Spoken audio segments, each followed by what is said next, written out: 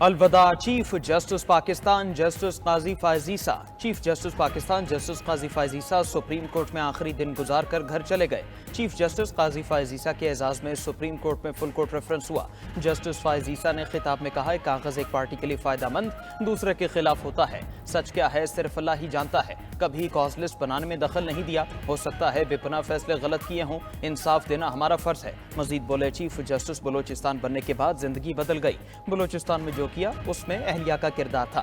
मैं कहता हूं, लोग मेरी तारीफें करते हैं लेकिन अहलिया नहीं मानती। लोग हमें समझ गए मगर जस्टिस याहिया अफरीदी को कोई नहीं समझ पाया। जस्टिस याहिया अफरीदी का लेवल हमसे ऊपर है। इनका कुछ नहीं कहा जा सकता कि क्या फैसला देंगे। चीफ जस्टिस के अलविदाई फुल कोर्ट रेफरेंस में 5 जजेस शरीक नहीं हुए। Justice Munib Akhtar, justice Ayesha Malik, justice Athar Minallah की अदम शिरकत, जस्टिस शहदा अहमद मलिक भी शरीक न हुए। जस्टिस मंसूर अली शाह उम्र अदायगी के लिए बैरून मुल्क है।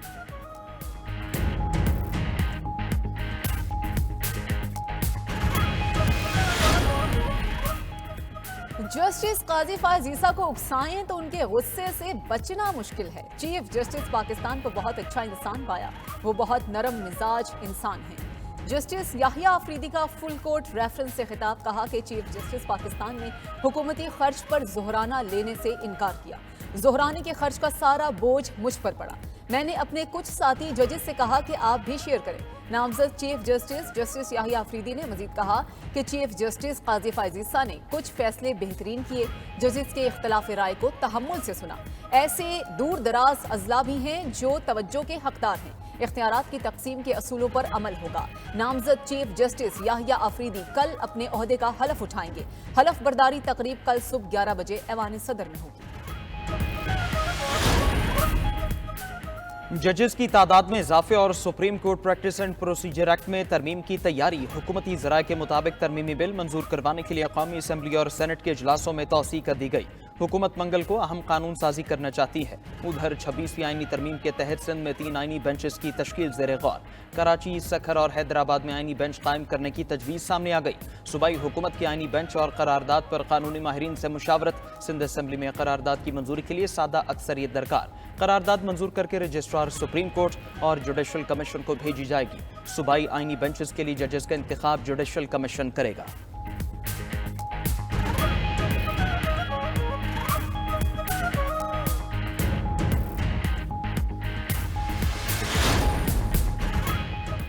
सत्ताईसवीं तरमीम आई तो भरपूर मुजाहमत करेंगे। असल ड्राफ्ट कुछ और, जो मंजूर हुआ वो कुछ और था। सरबरा JUI मौलाना फजलुर रहमान कहते हैं, अपोजिशन में हूँ, हुकूमत में जाने का कोई इरादा नहीं। उसूली तौर पर किसी सियासतदान के खिलाफ मुकदमात के कायल नहीं। विफाक पर चढ़ाई का तासुर मुल्क को तकसीम करने के बराबर है। एक सूबे को दूसरे सूबे से लड़ाना गैर सियासी सोच है। विफाक और सूबों की एक दूसरे पर चढ़ाई का सिलसिला बंद होना चाहिए। एहतजाज सबका हक है लेकिन एहतजाज पुरतशद्दुद नहीं होना चाहिए।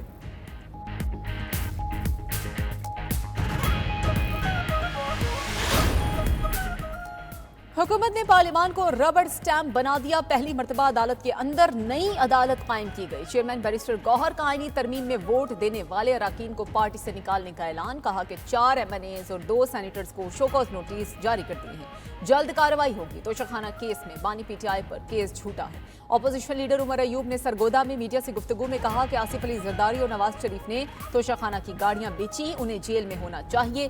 नवाज शरीफ बैरून मुल्क जा रहे, क्या उनके प्लेटलेट्स फिर से गिर गए हैं? उधर पाकिस्तान तहरीक इंसाफ के वकला रहनुमाओं में इख्तलाफात। सलमान अकरम राजा ने फैसल चौधरी को PTI की लीगल टीम से निकाल दिया।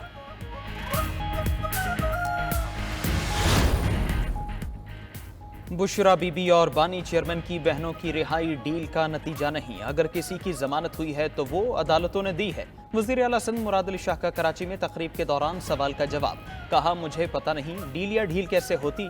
किसी की रिहाई होती है तो ये अदालती मामला है। जो कानून की पासदारी नहीं करता उसको भी तो सबक सीखना चाहिए। गवर्नर पंजाब सलीम हैदर का कहना है, PTI 26वीं आईनी तरमीम के लिए राजी थी। बानी चेयरमैन से मुलाकात के बाद फैसला बदल लिया। सीनियर वजीर सिंध शर्जील मेमन का कहना है, PTI का झगड़ा पाकिस्तान और इस मुल्क के नक्शे से है। इसराइली लॉबिंग फर्म्स PTI की सपोर्ट कर रही हैं।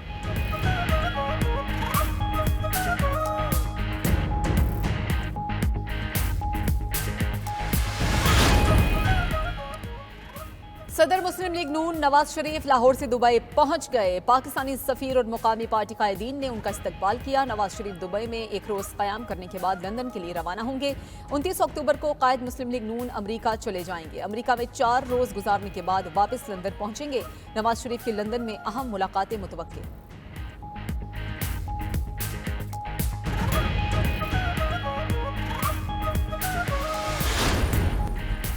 वज़ीर आला पंजाब मरियम नवाज से लाहौर में बेल्जियम के सफीर की मुलाकात। दोनों ममालिक के दरमियान बाहमी ताउन के फरोग और ताल्लुकात को मजीद मजबूत बनाने पर तबादला ख्याल। बेल्जियम के सफीर की मरियम नवाज की अवाम दोस्त पॉलिसीज की तारीफ। वज़ीर आला पंजाब ने कहा कि बेल्जियम के साथ ताल्लुकात नई बुलंदियों तक पहुंचाएंगे।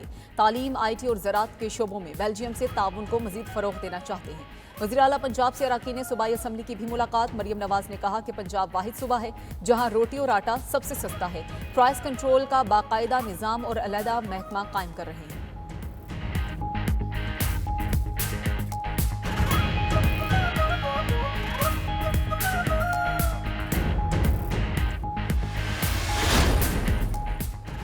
वज़ीर ख़जाना मोहम्मद औरंगज़ेब की वाशिंगटन में आलमी बैंक्स के वफूद से मुलाकातें। पाकिस्तान की इक़्तिसादी सूरत हाल में बेहतरी का जायज़ा पेश किया। बरतानवी मीडिया के इंटरव्यू में वज़ीर ख़जाना ने कहा, ज़र मुबादला के ज़खायर मुस्तहकम रखने के लिए दरामदात पर पाबंदी जैसे सख्त इक़दाम किए।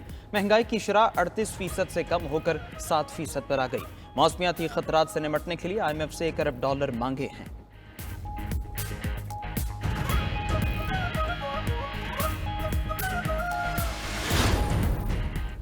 पाकिस्तान स्टॉक मार्केट में तारीख रकम 100 इंडेक्स 90,000 की सतह को अबूर कर गया। इंडेक्स में 1047 पॉइंट्स का इजाफा रिकॉर्ड। 100 इंडेक्स 89,993 पॉइंट्स पर बंद हुआ। वज़ीर आज़म शहबाज शरीफ की कौम को मुबारकबाद। कहा कि स्टॉक मार्केट में मार्च 2024 से अब तक 36% इजाफा हो चुका। महंगाई की शरह 38% से कम होकर 6.9% पर आ गई। तरसीलात ज़र रिकॉर्ड $8.8 अरब पर पहुंच गई। मुसलसल 2 माह से करंट अकाउंट सरप्लस में है। पाकिस्तान को डिफॉल्ट के धाने पर पहुंचाने वालों के ख्वाब चकनाचूर हो गए।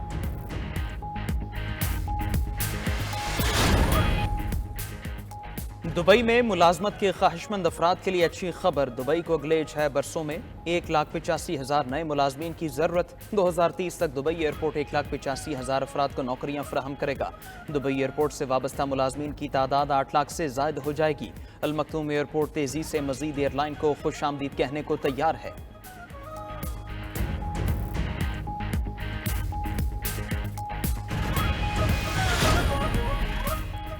बरतानिया में कल रात वक्त तब्दील करने की तैयारियां। रात 2 बजे घड़ियों में वक्त 1 घंटा पीछे कर दिया जाएगा। विंटर टाइम का आगाज हर साल अक्टूबर के आखिरी इतवार को किया जाता है, जो मार्च के आखिरी इतवार तक रहेगा। इसके बाद समर टाइम का आगाज होगा।